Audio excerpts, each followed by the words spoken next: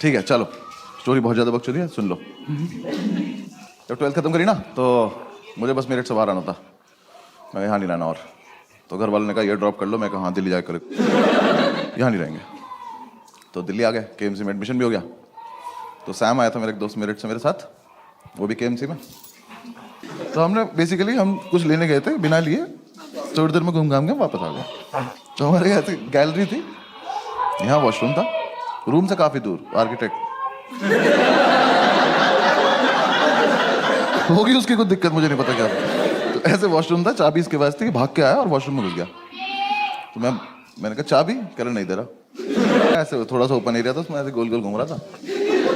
मैं ऐसे घूम रहा था तो मैंने देखा हमारे रूम के बाहर एक आदमी खड़ा हुआ बैग टांग के। तो मुझे लगा ये सेल्समैन होगा, कुछ बेच रहा होगा। तो मैंने कहा अरे टाइम पास तो मिल गया, आओ इससे बकचोदी की जाए। तो मैंने कहा हाँ भाई क्या बेच रहे हो? तो कुछ बोला नहीं। मैंने कहा बताओ ना क्या बेच रहे हो?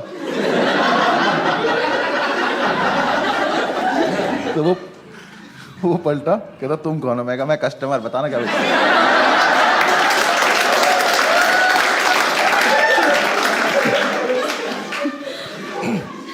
कह रहा मैं सैम का फादर हूँ। ये तो कोई बेचने की चीज। तो मुझे समझ नहीं आया इसको रिएक्ट कैसे करते। मैं बस पलटा में चल दिया। तो कह रहा कहाँ जा रहे हो? मैं कहा मैं कस्टमर ना, कुछ खरीदने जा रहा हूँ। कह रहा सही से बताओ तुम करते क्या हो? मैंने कहा अंकल मैं ना पीछे डांस सिखाता हूँ वहाँ पे ना। कुछ समझ ही नहीं आया। मैं रियाज ही कर रहा था, आप आ गए एकदम से ना। थोड़ी दूर में भागा। कह रहे एक सेकंड तुम अनुभव हो ना? आप थोड़ी बात सीरियस होती जा रही है।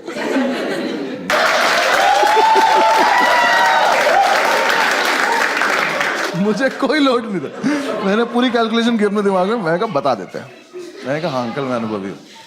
मैं तो ऐसे ही मतलब थोड़ा मजाक कर रहा था आपसे। तो उसका मुंह देखे बोलना नहीं चाहिए था कि उससे मजाक कर रहा था ना। भाई बिल्कुल बाप। हाँ जो मेरे पापा ना पापा है, ये बाप कहते हैं। वो लड़के नहीं तो बचपन से बाप बनना चाहते हैं कि स्माइल नहीं करेंगे वरना औलाद पैसे मांग लेगी। इतना सीरियस ऐसे खड़े में। कहा ठीक है अंकल मतलब मैं ही हूँ, आप बताओ कैसे हो आप? कह रहे सैम कहाँ है? हो गया शुरू। मैंने कहा अंकल यहीं पे है, ये रहा यहाँ पे वॉशरूम में। कह रहा बुलाओ उसको। मैं कहा भी बुलाते हैं। मैं गया, मैंने जाके गिर दिया। मैंने कहा बैठी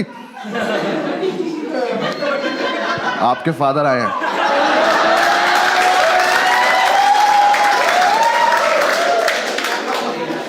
ये चमन चूतिया अंदर से बोला नहीं मिलेगी चाबी।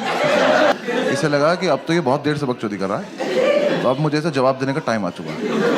इसने अंदर से इतनी बुरी बुरी गालियां देनी शुरू करी, इतनी बुरी बुरी की स्टेज पे तो मैं दे भी नहीं सकता। ऐसे गालियों का लूप चला और मैं सोच रहा हूँ ये वाली तो बहुत एस्केलेट कर दिया यार तूने। और ऐसे चला और एकदम से एक लाइन आई, और तुझे पता है मेरा बाप कितना बड़ा चूतिया है।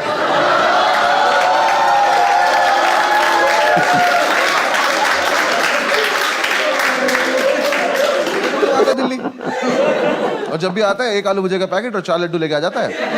फिर मेट्रो स्टेशन से फोन करता है, मुझे मेट्रो स्टेशन जाना पड़ता है। उन कह रहा है ये नहीं कभी मैं दारू ले आए।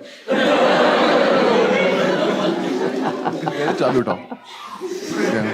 मैंने चाबी उठाई खड़ा हो गया। कह रहा चलो। मैंने कहा हाँ चलने चलो। गेट के सामने जाके मैं खड़ा हूँ। कह रहे खोलो। मैंने कहा भूल गया कैसे खोलते यार। वो ताला भी ना 20-25 बार में खुलता था। मैंने उसमें चाबी लगाई, कट से खुल गया वो।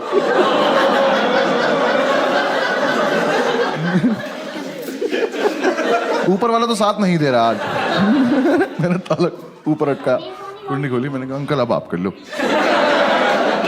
अंकल ने गेट खोला, पहले तो बादल आए। वो 2 जर्मन शेफर्ड अंकल के ऊपर से गए। वो आदमी स्मोक नहीं करता। कह रहा ये क्या था? मैंने कहा कुछ नहीं।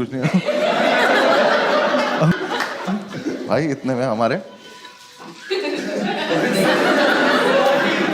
हमारे सैबिनम साहब,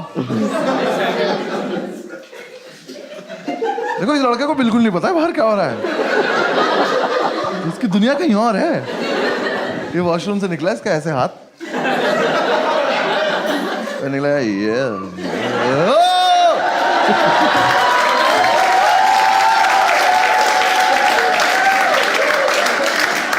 वापस बाथरूम में गया, बंद कर लिया और वहीं से चला रहा, पापा माफ कर दो, कभी नहीं करो पापा। अब मारेंगे कुछ नहीं। उठे, खुद बाथरूम गए, तुरंत वापस भी आ गए। मैं कहा इनका क्या चल रहा है इनकी फैमिली में, इन लोगों को सीधा सीधा टारगेट दिख क्यों नहीं रहा अपना। बैग उठाया और चल दी। ये क्या टाइम वेस्ट हुआ मेरा है? ये तो मतलब इतने कैरेक्टर में थे क्यों आप, अगर आपको इतना ही इजी काम नहीं आता तो।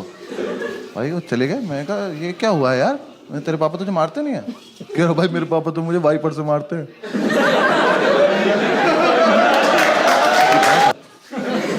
हमने वो निकाला, एक एक पैक बनाया, भुजिया आई थी, इसका यूज भी तो करना था। हमने भुजिया गोली, अपने अपने बादल बनाए। हमारे कुत्तों की लड़ाई होने वाली थी कि अंकल वापस आ।